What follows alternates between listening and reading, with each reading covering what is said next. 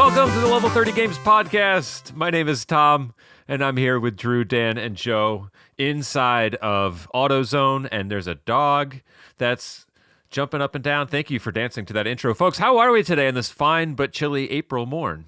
Excellent. It'll be morn when people are listening.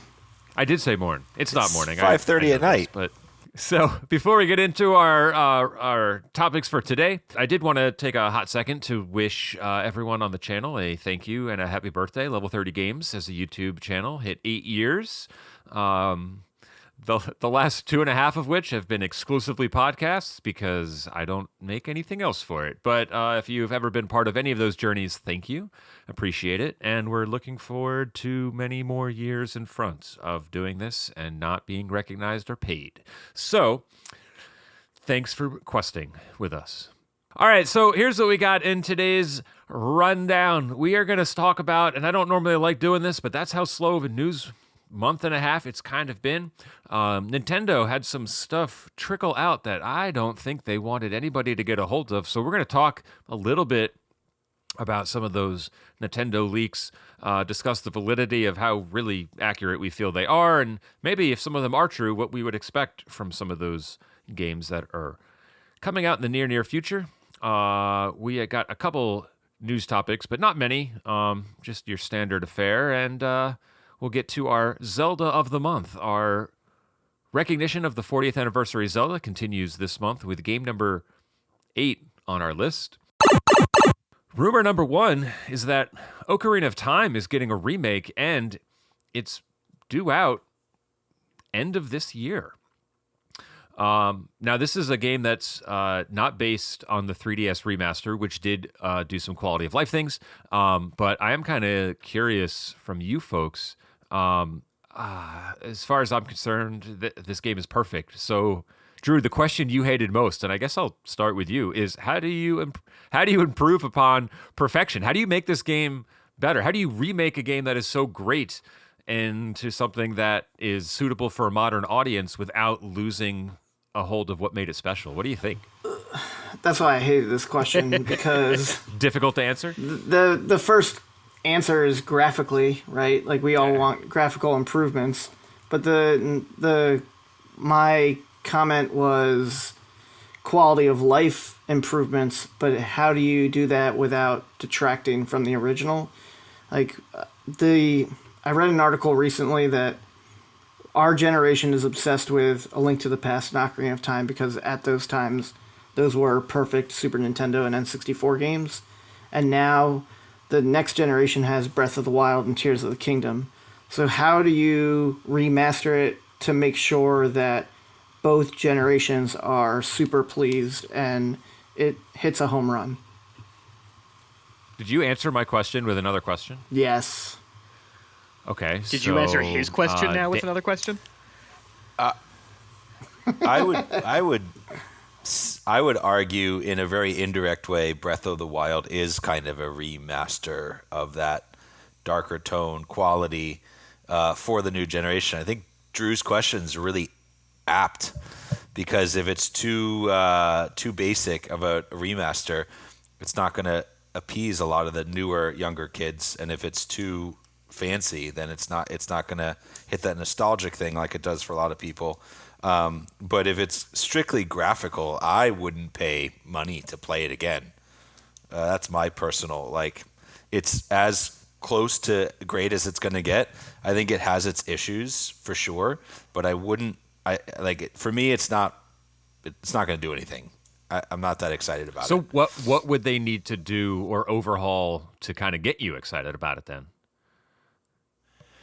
I don't know. I mean, aside from designing a new game kind of on that engine or in that world, that map, and change the dungeons or have story points go in new directions, which would basically be a brand new game. I don't know. I mean, I played it a month ago and it was great. And also, every time you play it, it has a slightly less return on investment, and you're like, yeah, it's great, but how many times am I gonna keep going through this? Because there are other Zelda games that are also really fun to play. but I like the length of it. I like the size of it. I don't know. I don't know, to answer your question. It's a really tricky question. I saw Yeah. another article that was talking about how this generation will go back to like the lock on combat, which is Z not targeting? yeah, which like is more traditional hack and slash as opposed to Breath of the Wild and Tears of the Kingdom that like reinvented how do you want to defeat something. It really goes back to like an older model. Yeah, I bet that's a mechanic that doesn't make it, right? I mean, that was Miyamoto saying, hey, we have to teach people how to swing a sword in 3 dimensions when there's not enemies in it, like a 2D stride scroll. Like, they're not just in front of you, they're all around you. So that was kind of the way to, I guess, they designed it based on that so that people can learn how to play. It is still, it's a finicky system even now. Dan, I don't know if on your replay you found that to be more of an Yeah. annoyance. Right, but it's also by the same token, the original N64 controller didn't have an extra analog stick, so you couldn't control the camera too. And it was kind of one of those things where like you would turn Link, 90 degrees and then hit Z just so the camera would swing around behind him. Yeah. Especially when there are some parts of it where you have to be very careful in where you walk, right, or how you jump from one thing to another. And so I think it's clearly a product of its time. I bet that doesn't make the cut. Joe, what about you? I don't know how big a splash this game was for you growing up, but any thoughts on what we can adjust here to try and make this seem to cater to potentially 2 different audiences? I mean, I really think it's just a matter of like for me, quality of life improvements. Like I just like seeing like just sorry, what? So you want to see that owl dead, right? Just Exactly. slingshotted in the face? There's nothing that increases my quality of life more than being able to shoot a pixelated owl. Just mid speech, just right with an arrow. I mean, Give me the slingshot between the eyes, but which eyes? Because they're upside down or I want to right side bomb up. arrow Yep, him yep. just right in the fucking beak. But this game was less important for me though as a kid. Just based around the time like that I got into Zelda and stuff. So to me, like I haven't replayed it all that much, and getting just a version that doesn't feel dreadful to go back to because of like awful controls and stuff might probably just be enough, to get me to play it. And I honestly think that's going to be the thing for most people. I mean, we sell games on nostalgia, just that's it at this point. So if I can get it to just look a little less blocky and walk a little bit straighter, that's good enough for me. Okay. What's the price point that you would go back for it, though? I don't know if we're going by like today's price standards. I don't know, like $400 or something. That's I was gonna say we are. It is a first-party Nintendo title that's also a Zelda title. The series that when Tears of the Kingdom came out, they're like, and we're gonna raise the price $10 on this game more than we normally do because we can get away. I would love for it So- to be cheaper. Like I'd love to see it at like $50. I hate that's cheaper, but I'd love to see that at like $50. But we know it's gonna be no less than 70. Like we all know that. Yeah, I would even say like maybe it depends on if it's a Switch 2 exclusive or it's Switch 1, but it has Switch 2 like graphical upgrades. That might bring the price point down a little bit lower. Who knows? I don't know. I think I'd be okay as a Zelda fan if they kind of reworked a lot of the systems. Like, all right, Dan, to your point, this game had a pretty linear structure in regards to you have to do this temple first because you got this item and that opened up the game world in this way. But I wonder if there's a way in which they can rework it so, okay, maybe you can get the bow and arrow in the forest temple, but you can go right to the water temple. Maybe if you can do them out of order, then there's a little bit more discovery there as opposed to just kind of following their script. I don't know how much you'd have to change in order to make that happen, but that'd be kind of cool. I don't know how to answer this question unless they, kind of did what they did with A Link Between Worlds, which was started as a Link to the Past remake, and they said, wait a minute, we can do some more stuff with this, and they took it in a whole new direction. I don't know. It's a tough one for sure, but there are a lot of games in this league, so we won't linger too much long on Ocarina of Time. I think I'd be in no matter what, just because I'm a sucker. On that note, we'll hit the next leak because we might have not one but two potential Star Fox games in the work. One is rumored to be a traditional classic Star Fox, maybe on rails shooter, while the other one is more geared towards an adventure moniker. Those were the official words used in the leak, was classic and adventure. So you can take with that what you will, whether that's we're in the R wing and a tank and on foot, or we're going full blown dinosaur adventures and putting him in a 3D action game. I don't know.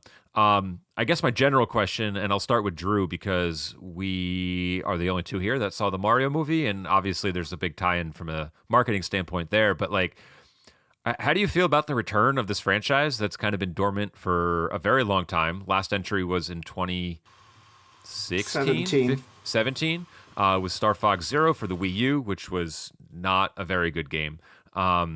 So how do you feel about that potentially coming back? And what are your expectations for a new game in either a classic or adventure style? I'm not a big fan of Star Fox, honestly. I think it was because on Super Nintendo, like the graphics that they had to use in order to make the game just like did not appeal to me. Like the isometric like bosses and being on rails for most of it. Like, yeah, you can move around, but you're always going in one direction. It also ran at like 9 frames a second. Yeah, so I didn't enjoy it. I enjoyed the adventure game, like as silly as it was. Oh, I did too. I liked it. But the main thing I would want to see is get off rails and let me fly around like Rogue Squadron. I really think Rogue Squadron on N64 like did flight really well, and I would like to see us go from a 2D Star Fox to a 3D flight simulator. And then we could go back to, I don't know, an adventure game. We could do a stupid Adventures 2. I'd buy it. Instead of dinosaurs, we're now doing, I don't know, ancient Egypt. Sure. That makes sense. But for the most part, I think they need to break the mold and start anew because, like you said, Zero came out almost 10 years ago and got less than stellar reviews. Yeah, it was pretty awful, borderline unplayable on that Wii U gamepad. I think I got to level 2 and I was like, I'm done with this. Dan, Joe, I mean, either of you guys have probably maybe caught some of this series more in its prime, which I would say is like from like Star Fox 64. And then maybe the first one, maybe 2 on GameCube, depending on your taste. But yeah, I really liked 64. I also really liked the adventures, and so I'm more excited about this franchise than some of the others. I think there is a really smart, right? They got to like expand their canon of games, and reviving this franchise has a lot of characters that there's that nostalgic factor that are somewhat knowable. It has a different style of gameplay with the flight, and particularly if they move into like the 3D style of flight, which Drew, I was thinking the same thing. And it's funny you mentioned Rogue Squadron because I actually was thinking of Force Unleashed. If you guys ever played that, has some really great 3D flight, and I was all about that game.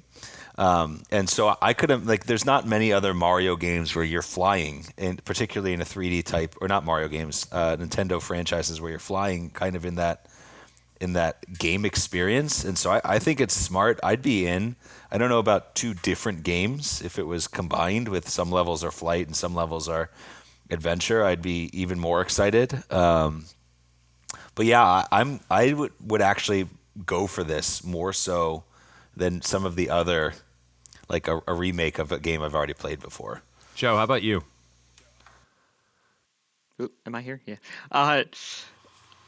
I didn't play a whole lot of Star Fox, so it's I don't know if there's anything that would really sell me. Like it's coming to me as like a new, just a game that like I something I haven't really cared about all that much. But I do wonder if like is there a place for an on rails shooter in like in the gaming world right now. Like it seems very restrictive, and it just comes off as like, yeah, this is more of an arcade style game at that point. I I I don't see anything like that doing all that well.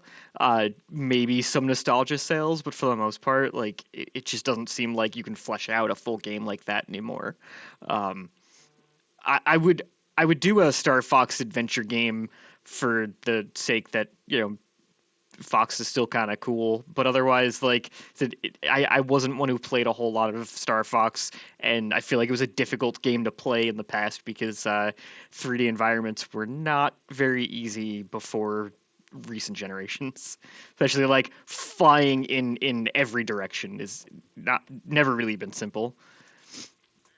Fair enough. Yeah, I think that was one of my things as well, is like, how are they going to approach the on rails aspect of this, if that's what you mean by classic? My bigger fear was that classic actually means they're going to do like a Star Fox 99 online game where you're competing against other people, and it's for the Nintendo online aspect of things, and it just kind of whittles down a little bit. Like, I think if you took that 99 concept and said, okay, but here's Star Fox 64 visual art style, and you're racing against 98 other people, and you have to survive. It's like an endurance thing. Like, ships are coming, but you have to just keep going until a certain point.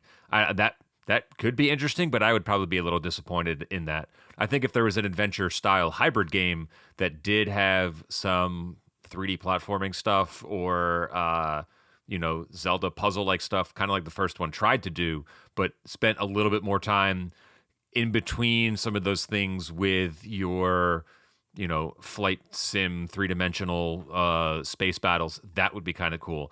I don't know if you guys remember. I love that he's just gonna pull this out of nowhere. Oh.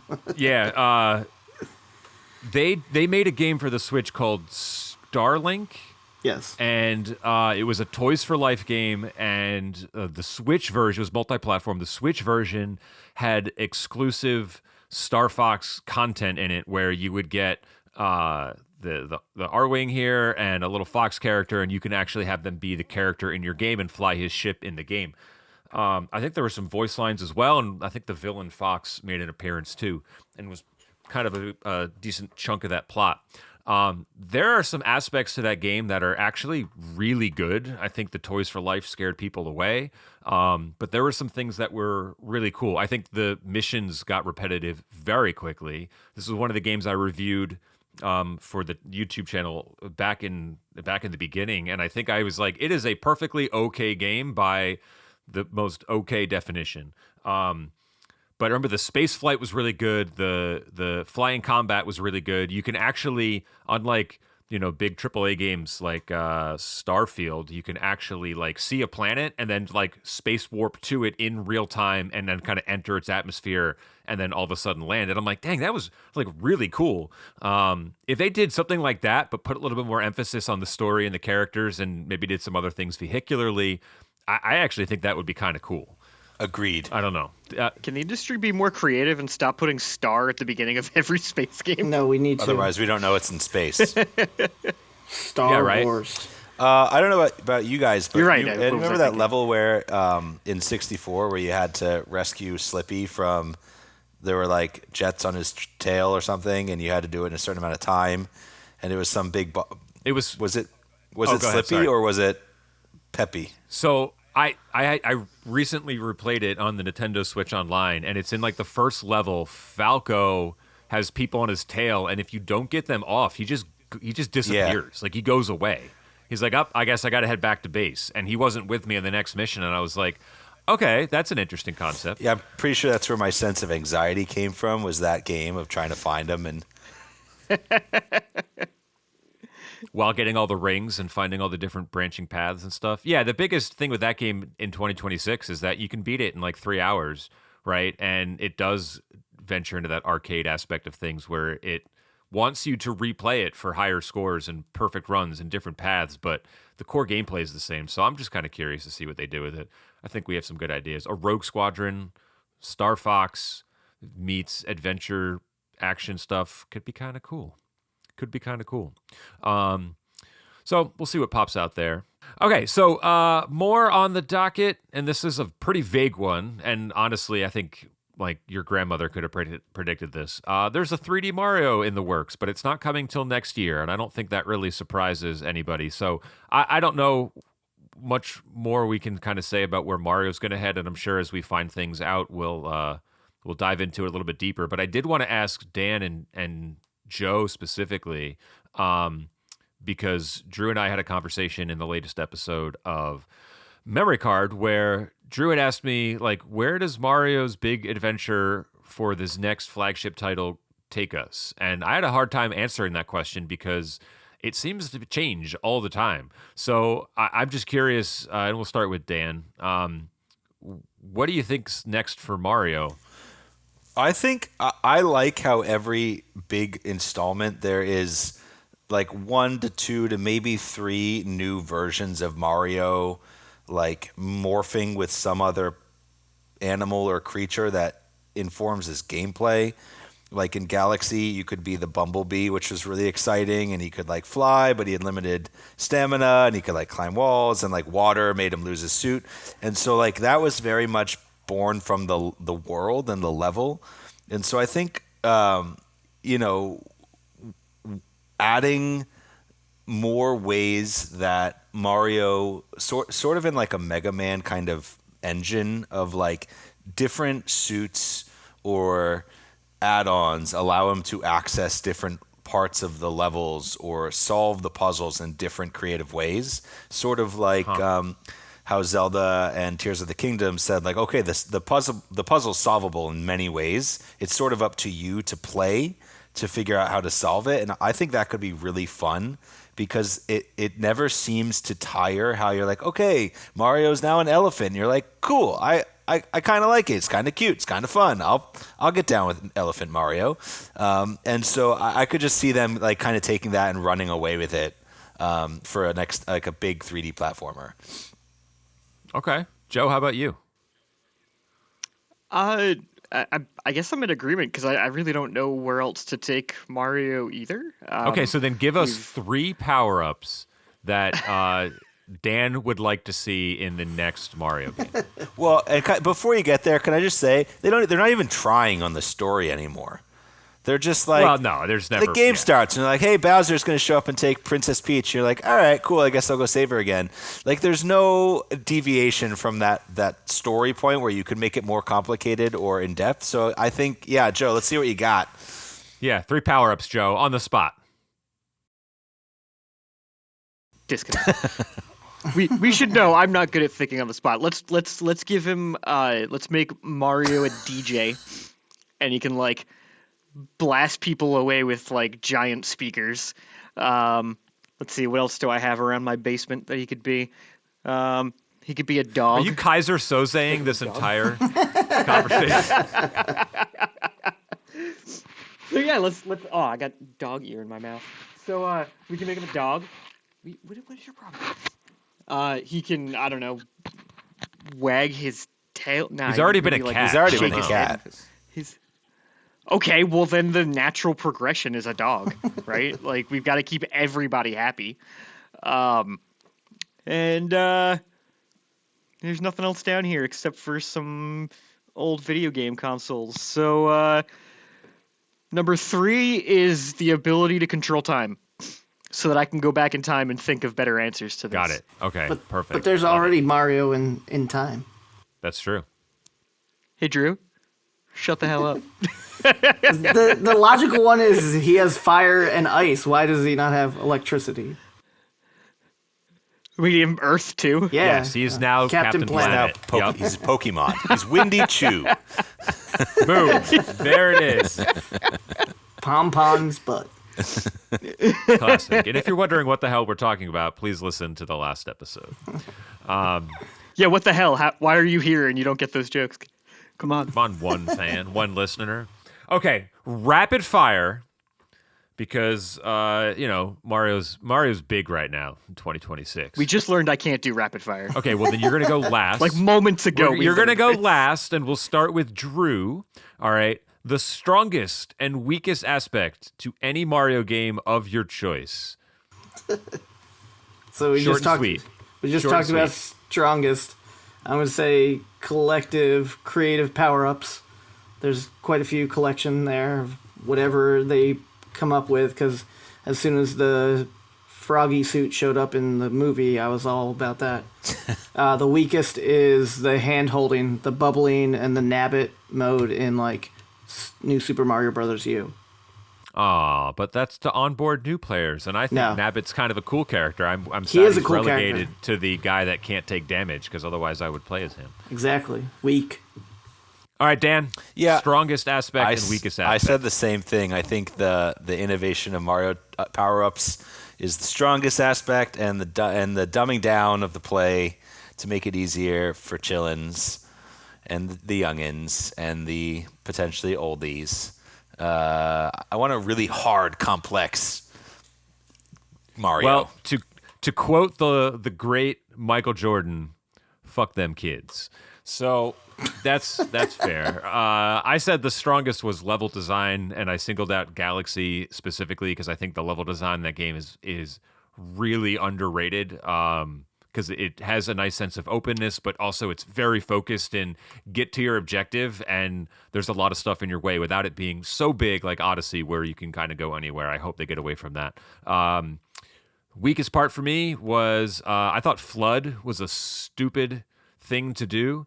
I didn't like having a water backpack that you constantly had to refill, and I think that game as a whole is not super great, but mainly because the camera in that game is like also your biggest enemy. It's like, go destroy Bowser. Okay, but I can't find him because the camera is awful. All right, Joe, now that you've had time to think, anything? Yes. So New Super Mario Bros. 2 for DS is the super You mean collecting weak... coins, the game? Exactly. Like there's two power-ups in the entire game. And it's just like it's one of the few games I ever traded in because I couldn't even pretend to myself that I might play it again. If I'm going to do a strong point for that game, It doesn't it's be that that game. It can be any game. Oh, see, I thought we were doing the same game, and you guys all just screwed up. But I'm going to do that game anyway.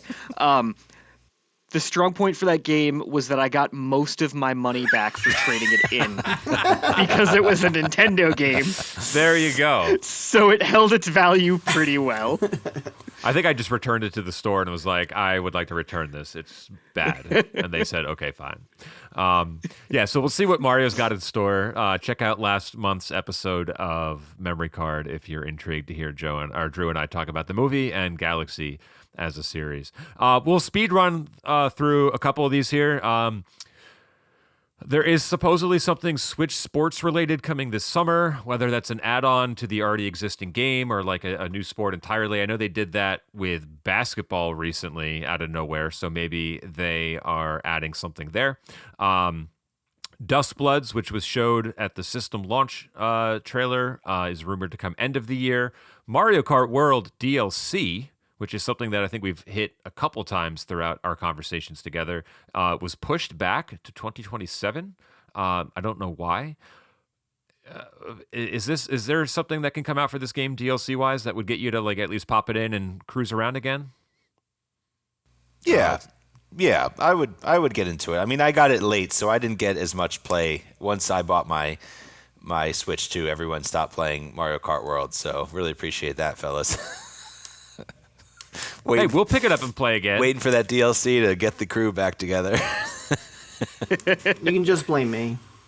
I just got tired of Joe winning all the time. It's a rough life, man. What can I say? I ruined the fun for everybody. That's true. Joe, I mean, Drew, I think you fell off this quicker than any of us. DLC enticing you to go back? Yeah, I like new maps, new characters, whatever else if they want to add to the open world. Like I would love for them to add little things to the open world to make it like a GTA style. Or when So you're you want waiting. to run over prostitutes in Mario Kart World? You can get out of your car and mug somebody else. Just hijack one of the Toads' cars, but they're very happy and just willing to give it to you, but you still throw them on the ground anyway? No, like They got. You just pick somebody up and beat them up with a question mark block so you get a coin Are every you time. talking about like the 5-star wanted rating where you can have like a police yes. toads Yeah. chase you? Oh yeah, Police toads would be awesome. that would be awesome. There's some great ideas in this podcast if Nintendo's listening. Just a heads up there. They're not. I know they're not because I would get copyright stricken for every episode. So that's how I know they're not paying attention. This one was catered towards Drew and Dan specifically. No offense, Joe. But supposedly 2 Metroid games also on the horizon. A remake of Super Metroid in the HD pixel art style, as well as whatever the next mainline game is in the series. Metroid 6, which would be the 6th title after Metroid Dread, being the 5th title. I don't know. Dan or Drew, does this move your needle at all? Dan says no. I say yes. I want to know why Dan says no. I still have to play 4. To be honest. I think in my head, Dan is a bigger Metroid fan than he really is. I don't know Yes. why I perceived him as a big Metroid nut. Because I played Prime like an exorbitant amount of times. An unhealthy amount of time, some might say. No, I'd get into it. I was really, really like I loved Dread and I loved Super Metroid. Those are maybe 3 of my favorite or the best. But I was really turned off by the motorcycle. It made me not want to buy the game. Oh, yeah. Even when I saw it at Costco for $40 or whatever it was, $30, I still didn't buy it. So I don't know. Like I would need to see something like the way that Dread was sold. It made me like really intrigued, and they went in another direction, which was like more cartoony and silly, which I just didn't think was the series. I think they missed the tone there. That's Talking fair. about in Dread, they went more cartoony. No, in Metroid 4 No. with like okay. right. Yeah. It seemed very cartoony and silly, where Dread was like legitimately terrifying at times.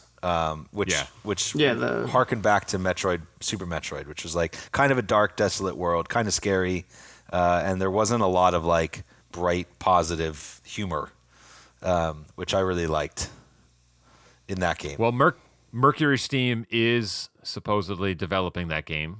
They did Metroid Dread, so we're going to hope that they keep that course trucking along and deliver something really, really cool. But before we move on, Drew, go for it.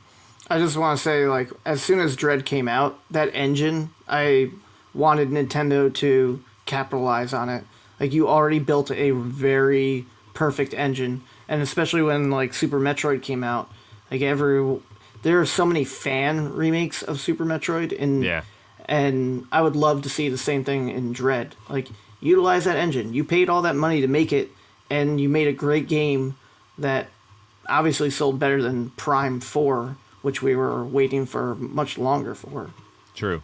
Yeah, that's a game that if they put out a sequel to it in like 2 years after that originally came out, I think it would have done really well too. Yeah. Because it is great, and Samus moves so fluid and wonderful in that game that it's fun to play. And it's a great game that you can like crank out in a weekend. 12 hours. Yeah, I mean less than I think. So that's a good one to go back. So those are the major leaks. Probably a few other things out there, and I don't think the Mario title is a big shock to anyone. But our takes on what's coming potentially, and we'll see how much of this proves to be true. If this is an episode in retrospect where none of it happens, then we'll have to pretend like this doesn't exist. Couple of news topics to hit just because I wanted to touch upon this. We tend to touch upon game pricing a little bit frequently, and it actually came up today. Thank you, Dan. So this was an interesting story that broke because I honestly think it's just a product of really bad PR. Nintendo could have done a really stellar job. I feel like there was a home run here waiting for it, and they totally did the worst possible thing where they announced a release date for Yoshi and the Mysterious Book, which is coming out in May of this year, and they said the price is $59.99. And then they later came out and said, oops, well, that's the cost of the game digitally, The physical game is $69.99. And apparently that made a lot of people mad because they were excited that Nintendo potentially was looking at a title that they may have considered to have less content, or even content that might be geared towards younger kids, and adjusted the price accordingly. And it was perceived as, hey, that's, we appreciate that as consumers. This game isn't your like quadruple A, 100% full force effort, and it's reflective in the price. Fantastic. I think if they just said this game is $70, but if you buy it digitally, it's $60, you avoid all of that.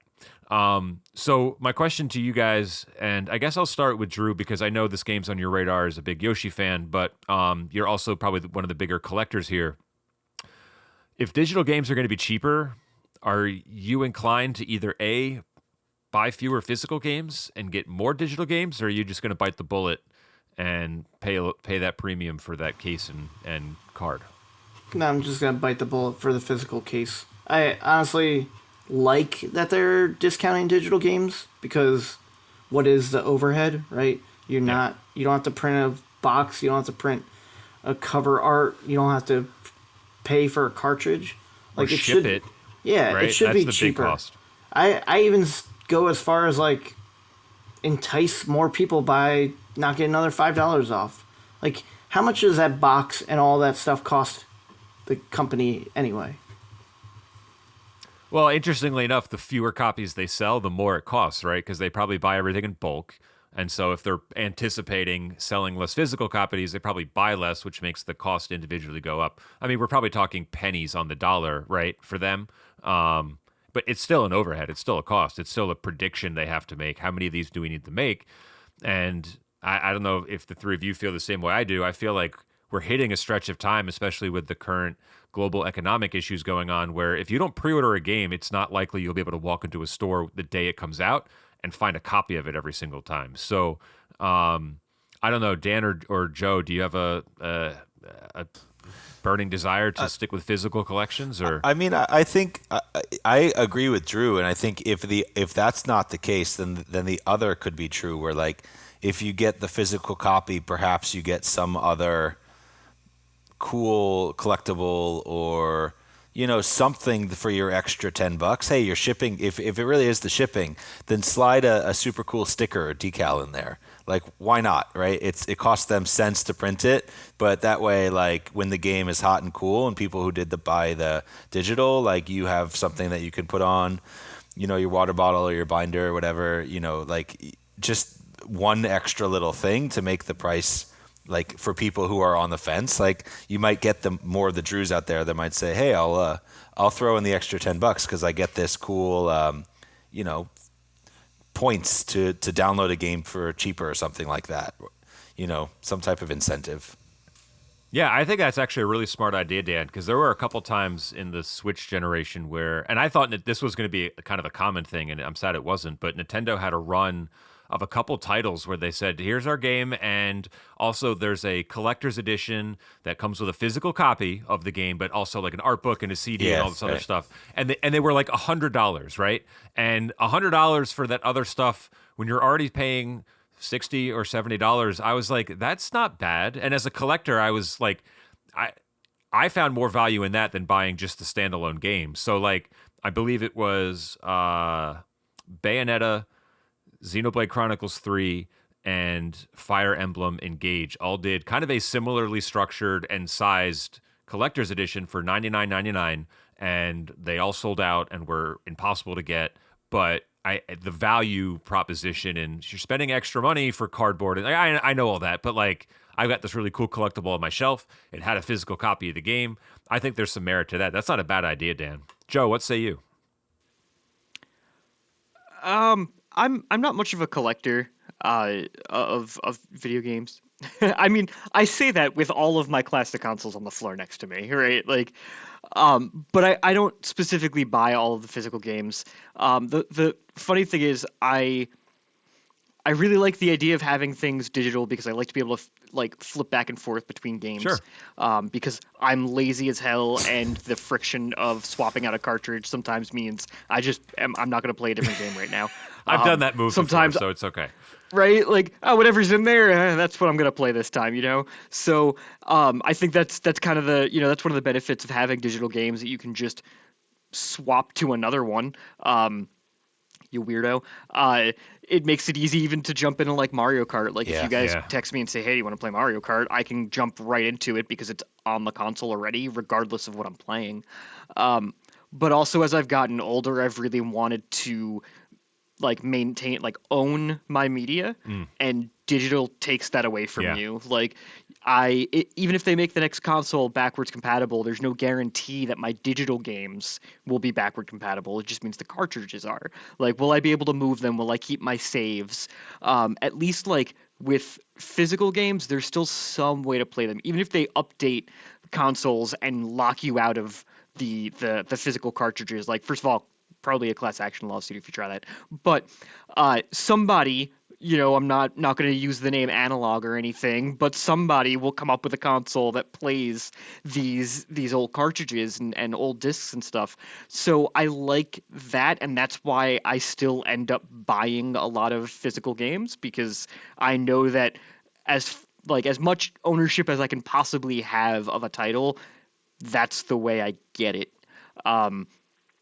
I also, like, mentioned earlier, I pretend I might trade some stuff in sometimes. right. And so I buy a physical game thinking, all right, if I stop playing this, then I can get some money back. I almost never do it. But I also donate a pretty decent amount of games every year to Gamers Outreach. And there's a little what plug? I Yeah, no, guess, take a for minute. them. Tell us about it. I That's don't- really I- cool. Yeah. Oh, I'm not affiliated with them at all. I literally found them online and have been donating games to them and stuff. But they provide video games and like these carts that you can play that have like consoles and games on it, that they bring to hospitals and allow kids on like long hospital stays to play. So it gives them a chance to play video games when they're, when it's a kid, like someone who's like really ill, who might be in the hospital for like months and months at a time. It still allows them like another form of recreation. So I've started, like, at the end of every year, putting all of my games that I definitely know I'm not going to play anymore, and just throw them into a box and ship them there. And I get like some amount of tax credit Sure. for it, not enough to actually make a difference. But yeah, I send them stuff. So that, like, that's another plus of physical games. Like, I can't donate my digital games; they are attached to my system forever, for better or for worse. Physical games, I know, at least can live another life if I'm not going to play them anymore. That's awesome, man. I didn't know you did that. That's really, really cool. And thank you for sharing a little bit about that charity organization. What was the name of it again? Gamers Outreach. Gamers Outreach. All right. So if you're interested in maybe doing that yourself, Google it, look into it, see what you can maybe donate if you're not going to collect anything anymore. Or that's really great. Awesome. Very cool. Let's move on to our last segment of the day before we get to trivia, and that is our continuation of our Zelda of the month. And so to recognize the 40th anniversary of the Legend of Zelda franchise, we here at Level 30 Games, i.e. the four of us, we've mathed out our list of the best Zelda games of all time, with a new title being discussed each month. And so far we have had Skyward Sword at number 10 and Majora's Mask at number 9. And this month we are introducing Link's Awakening. And this is the theme from the original Game Boy game, not the remastered one, which sounded... I didn't actually like it as much as the original here. Link's Awakening was a title that was released for the Game Boy, August 6th, 1993. This was originally developed as a handheld Game Boy port of Link to the Past, but it eventually evolved into its own game. I didn't know this, actually, but it makes sense given the content of the game. But part of it was inspired by the television show Twin Peaks, which I'm actually currently watching, and that's okay. Yep, I can see that. With the co-creator of Twin Peaks, Mark Frost, actually having meetings with Nintendo to discuss parallels and story things, which is kind of cool. Writer Kensuke Tanabe was told to omit common series elements like the titular Zelda, the Triforce, and the Land of Hyrule, which I thought was interesting. This was the best. This was in the best-selling games list for over 90 months, which is kind of insane. Wow. So one of the better Zelda titles that's out there. All right, there are some unique aspects to this game. Link has an item that actually allows him to jump, which is used for solving certain puzzles and defeating certain bosses. It did reintroduce some side-scrolling sections, a la Link 2. It was the first time that we had the trading mini game, which was again used in Ocarina to get the Bigoron sword. So that was kind of cool to see here. You were able to steal items from shops, and if you did so, the game would knew we were gonna do change your username to Thief, and you would be referred to as Thief for the remainder of your playthrough. And it also introduced the fishing mini game, which again we saw in Ocarina as well. And so I'm gonna just give Joe a nice big runway here, as I guess mathematically his ranking skewed the overall ranking a little bit, but that's okay. He feels strongly about it, and that's wonderful. That's why everyone has their favorites. But Joe, if you can tell us, and then we'll go around the horn a little bit, tell us what makes this game so special for you. We should just cut to the review I did of the remake a few years ago. Done. Perfect. Cool. All right, guys, I'm gonna get some water, and I'll meet you back here in a few minutes. No, it's there's a lot of whimsy in this game, right? Like compared to other Zelda games, which are already kind of whimsical. You have the windfish, and you have like this mysterious island that has a bunch of characters and assets from other games rather than in the Nintendo series. Like it occasionally feels like they made another game and then we're like, just swap out the main character for Link. Like let's just do that, you know? And maybe I was just too young to realize that that's actually like a cheap thing to do when you make a video game, just to like put a different IP name on it. I think Star Fox Adventures has something to say about that. I think you're correct. But yeah, I think it's fun. It's whimsical. It's very short. So like it's pretty easy to get through. In fact, when I played the remake and I did the whole game without dying once, and didn't realize it till I got to the end of the game and was like, oh, hey, I haven't died yet. I still have all zeros next to my name. So I think it's a cute standout game that still has enough Zelda in it to from the series to still feel like a Zelda game. It's I don't know what else to add other than it's whimsical. There's whimsy to it. I think that's a good descriptor. It's magical. And I think I like that it stands alone because it doesn't have some of those more common elements. I mean, if it did have, okay, there's Zelda, we got to get the Triforces and save, like defeat Ganon. Like I think the series was ripe to try something different, and a handheld version of a successful console title is probably a really great place to try that. And so I think for that reason, maybe more so than the last episode where we talked about Majora's Mask as kind of an offshoot, this one kind of stands. It's just a very compact game, and it is also very isolated in that while there are very, very light connections to other titles, you don't need to have any other outside Zelda references really at all in order to kind of like follow the story or what's going along. I would push back and say that I didn't find it terribly easy, right? And a lot of the conversations I have with people that love this game are when they tell me, oh my God, it's one of the easiest Zeldas ever if you know what you're doing. Okay. Yes. But as a first-time player, when I'm like digging a little hole to find one of the instruments or something, and I'm like hitting every tile on the map because I don't know where it is, right? It's that muscle memory of like, you asked me in A Link to the Past to go dig up the flute, you got it. But in this game, I don't know. So I think it is part of that when you're little and you play it over and over again and you just know the rhythm, and it can be one of those games you just get into. Yeah. There is a lot of how was I supposed to know that kind of moments in that game. Yeah. Agreed. And I think the remake helps a little bit. Dan, do you agree with the sentiment that it's whimsy?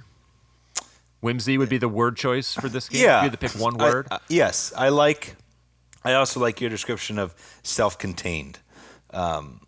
not just because it's an island, but it is outside.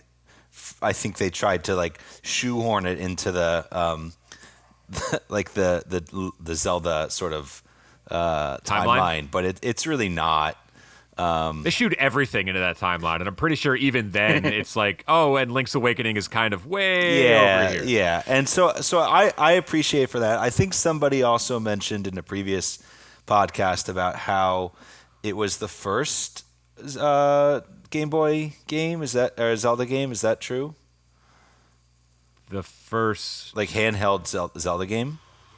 Yeah. Yes. Yeah. So I think maybe as Drew was saying, like he appreciated having the lore and the world of Zelda and the characters in his pocket, which I think is also that novelty feeling helps move this game up compared to others. I don't know if I would put it above Majora's Mask and Skyward Sword for me personally. So I'm curious what Joe ranked it as. I think Joe had it as his third highest best Zelda title. Zelda game of all time. Okay, all right, third best. It's so good. I'll be honest. It's so It is so good, and I didn't rank it as high as I should have. Like, there is a lot of whimsy into it. Like, Mr. Right shows up. If anyone's ever played SimCity from Will back Wright. in the day. Yeah. Goombas show up in the 2D platforming. Chain Chomp is there. Chain Chomp, Yoshi Doll, Right at the beginning. like the whole trading quest. The Triforce shows up, but when you get it, you basically like baseball bat, like Smash Brothers style enemies, and they fly across the screen and explode. Like a lot of the bosses repeat and show back up. The one boss actually looks like Wart. He's a frog. He does the singing.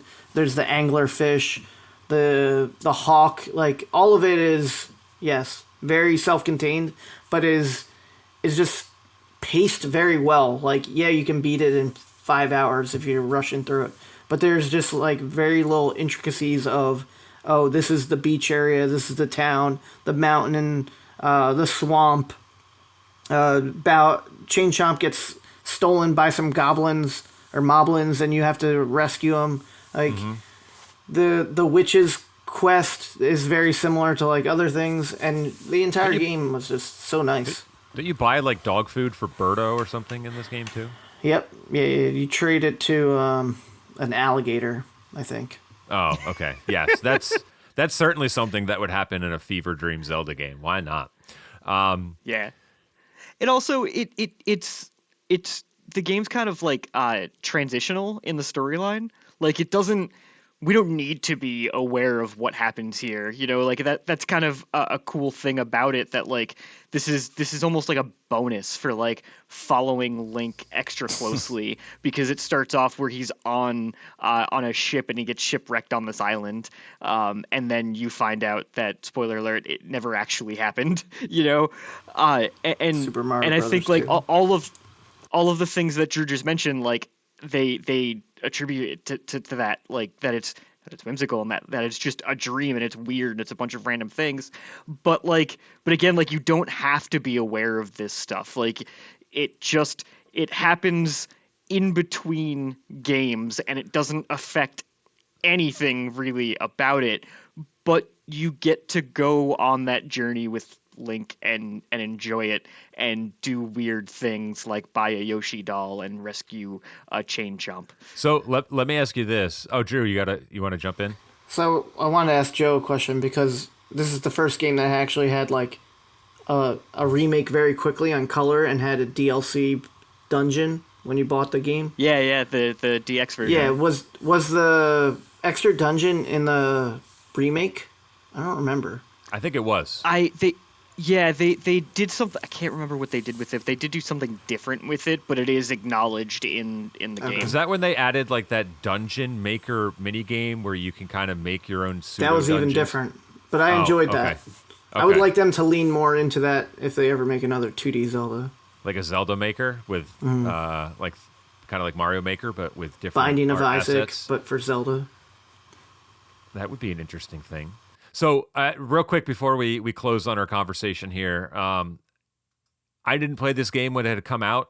I think I played it way later, and so I had already known the gist of the story and of course the resolution. And since Joe dropped his spoiler warning for a game that's several years, decades old, did any of you guys, when you played this originally, not know what the ending was supposed to be? And if so, what was your reaction to that?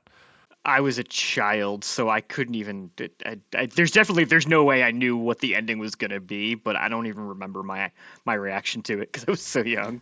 I only played the remake as an adult, and I can't remember my reaction, but I think I was maybe had I played it in its chronology, I would have been more impressed, but I think playing it after some of the other Zelda games, I was just a little underwhelmed by it, so it didn't resonate with me as much by the time I got to the end. I can understand that. Ha, Zelda chronology. Just in terms of like, Right. you play much larger and more intricate games, and it seems relatively small and not as complex as some of the others. For sure. To its credit, though, even as a remake, you kind of forget at times, like this was an original Game Boy game. Like the fact that they made any of that exist at all is just really kind of impressive. So I guess that increases the scope. Drew, did you have a moment playing this where you didn't know and then all of a sudden found out that none of it was real? I think it was like Super Mario Brothers 2. I hate that Super Mario Brothers 2 is all dream. Link's Awakening, I'm okay. Like, Oh, there's another accept it. reskin game. So there you go. Add that one to the list. I'm accepting of that it's a dream, and it's probably the Zelda that I've played the most, probably because it is easy and like fun. But it's fine that it's a dream. That doesn't bother me. Like, I like that concept. For some reason with Mario Brothers 2, it's just like grated on me, All right. grinded my gears. Oh, snap. In next Round? next month's episode, Drew spends an hour going off on Super Mario Brothers 2, aka Doki Doki Panic. All right, on that note, we're going to turn it over to Drew, where his gears are maybe not as ground down as we would hope, but he is the lead for trivia this month yet again, and he is here to try and stump us all. So, Drew, we'll let you lay the groundwork for your questions, set us up for what we need to do, and we'll try and best you the best we can. Round one. For all of them, I have multiple choice. Not all of them are four answers. I have a bonus one that I'm going to still ask. Our goal is to get 6 points. 5 points. 5 points, I'm sorry. So we need to get five five of the of six six? questions. Yeah, I think most of these, I think two of them are tougher. I was going to give you bonus points on one of them. Anyway, alright. So, again, I crafted it throughout our chat. One of them is a little bit off topic, which I'll mention why. But, so just... I killed the segment. Sorry. Killed a segment, but it's going to live on in this question. That's okay. So to start it off, Fox McCloud shows up in Super Mario Galaxy I'm and is super ready. the talking point of this one. So time to do a barrel roll through the rankings. Which Star Fox game has the highest Metacritic score, and does it truly deserve the top spot? We can talk about that another time. A. Star Fox SNES. B. Star Fox 64. C. Star Fox Adventures. Or D. Star Fox Command. Okay. I actually, if this was a multiple choice, my gut was Star Fox 64, but the 3DS version. This is by Metacritic score? Correct.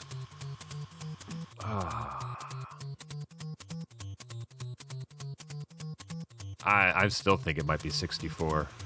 I agree. Do it.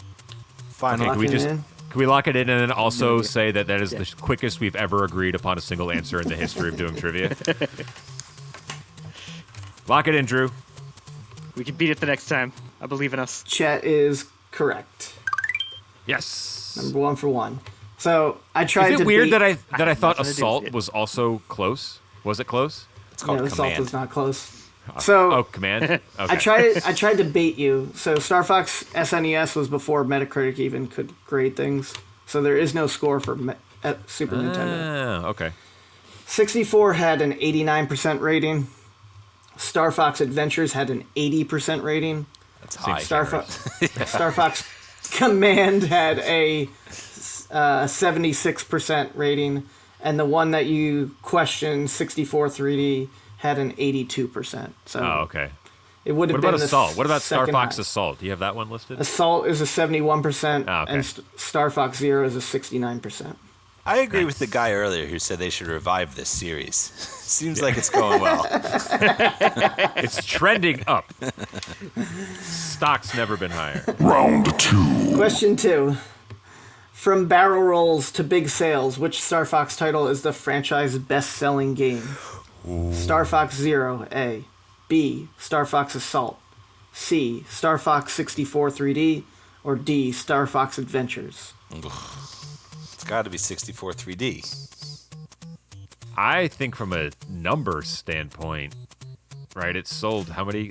Like the console sold a cajillion units, Yeah. and I already forget the other three options he gave us in the multiple choice. Assault, Command, and Pyrotechnics. A is Star Fox Zero. B is Zero. Star Fox Assault. C is Star Fox 64 3D. And D is Star Fox Adventures. Well, we know it's not Zero because no one had a Wii U, so that one's off the list. Super Mario World. 2. I'm going 3DS.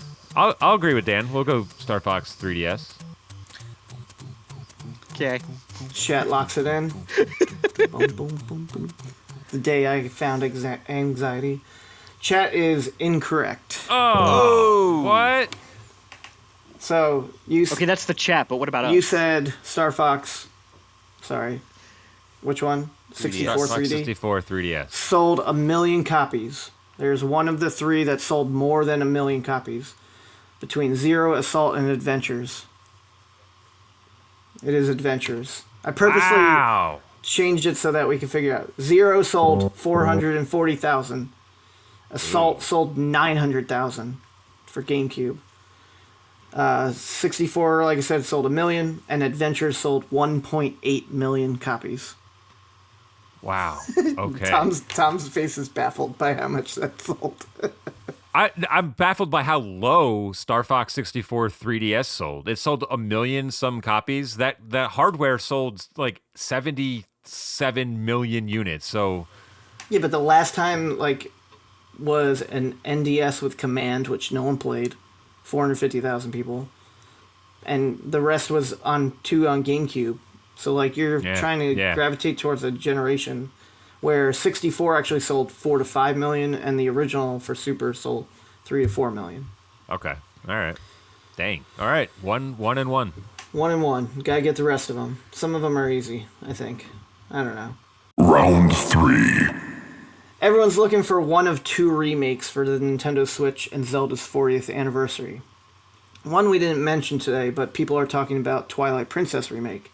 The other we did mention, Ocarina of Time. In the N64 Classic, there is a mysterious bird that gives you advice on where to go next. What is this famous bird's name? And I have multiple You're choice. talking about the owl? God.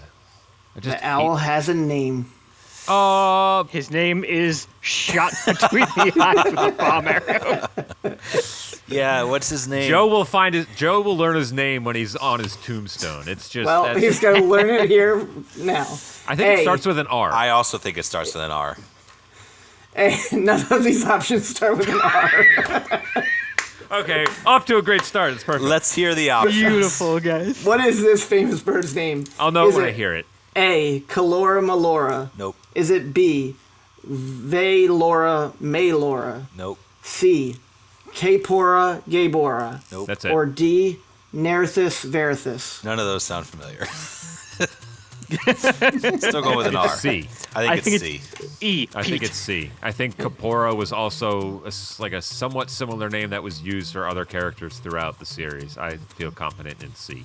Locking it in, you are 2 for 3. Capora Gabora. Such a weird. So not Pete. Not Pete. Nope, not Pete. Joe, you killed huge the bummer. wrong bird. Round 4. All right, with question 4, we were talking about the Switch 2's confusion on pricing. With offshoots of Nintendo's famous handhelds, the cost that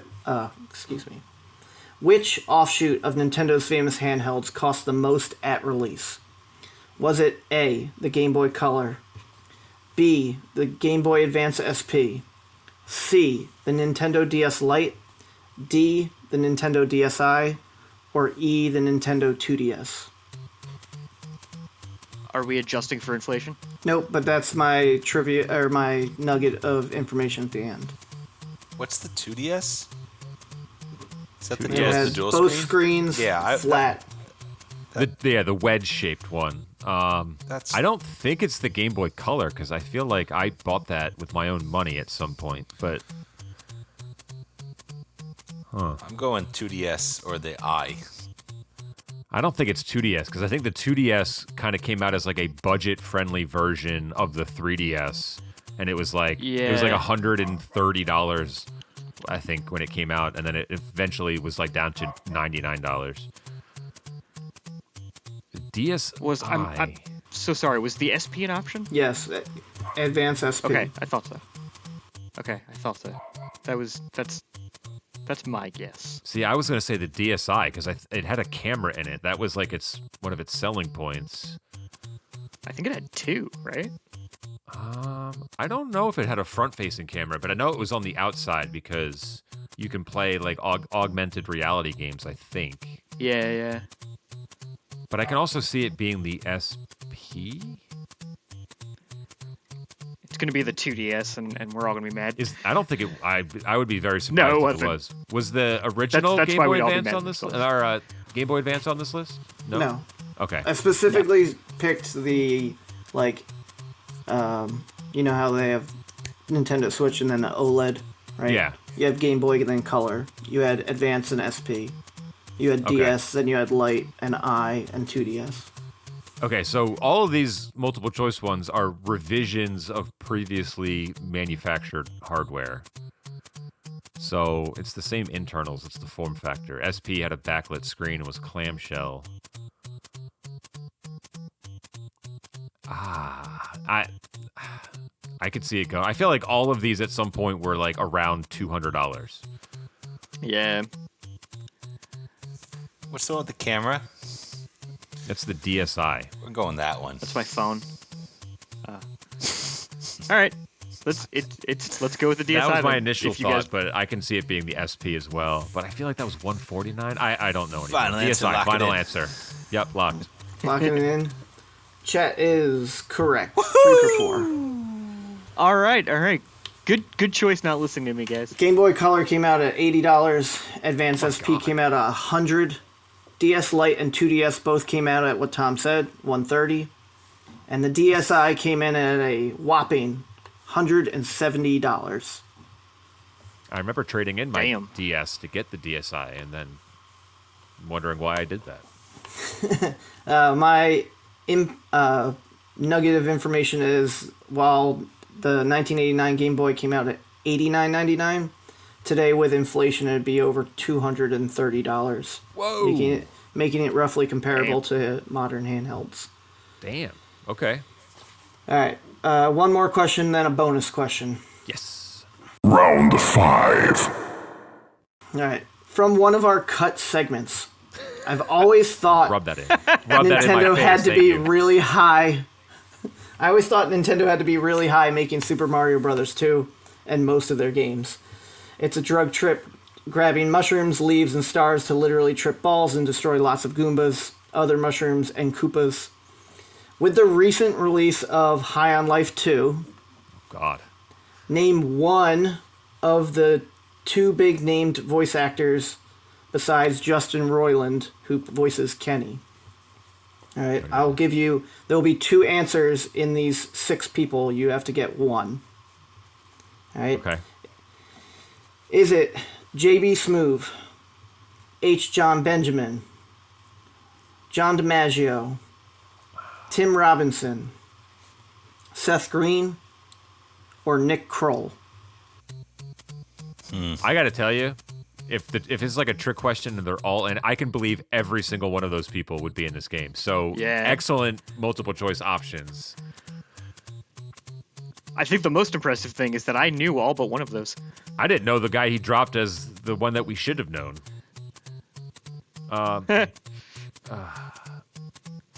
I feel like I did hear or read about this, but I don't remember who it was, which means who was the least dominant celebrity on this list? I don't think it's DiMaggio, even though he does do a lot of video game work. I feel like he's Marcus Phoenix and Bender. I think that's enough for him to not lend his voice to a character in this game.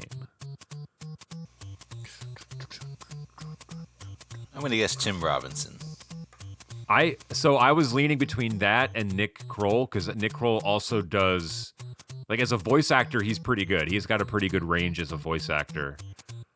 But I think it's between those two. So if you're going Tim Robinson, I will latch onto that. Joe? Locking it in. Locking it in. Okay. We are 4 for 5. Tim Robinson is correct. Got it. Nice. So, good work, Dan. I purposely made a list of like 12 people. I was going to include Kyle Mooney and Andy Samberg and Bill Hader and like Fred Armisen because he played Cranky Kong. The other answer was J.B. Smoove. So both J.B. Smoove and Tim Robinson voice the guns in the game. H. John Benjamin obviously is Bob's Burgers and Sterling from Archer. John DiMaggio is Bender and Jake. Seth Green is Chris Griffin. And Nick Kroll is from Big Mouth. So very nice. Okay. So we did not hit your threshold here, which means one of us will be taking over trivia for next month. We'll work that out behind the scenes, but you can stay tuned for, well, myself or Joe or Dan hosting trivia next month. You can look forward to us revealing our best Zelda game of all time, as well as a plethora of hopefully other fun topics and conversation hits. Let's cue the music here. Thank you three for being here. Thank everybody for listening. You can look forward to one of the three of us doing trivia next week or next month. You can look forward to our 7th favorite Zelda game of all time. And if you want to see our lovely faces and a little bit of Joe's dog, you can always check out our videos on YouTube. Otherwise, we are anywhere podcasts are available, as well as Patreon. All right, make sure you check out Memory Card as well. Next month, we're getting into some interesting things, and we did discuss the Mario movie recently as well. So if you've seen that in the last couple days, you can check out Drew and I's discussion on that. Otherwise, thank you all for watching and listening, and we'll see you all in the next episode. Adios, everyone. Ciao.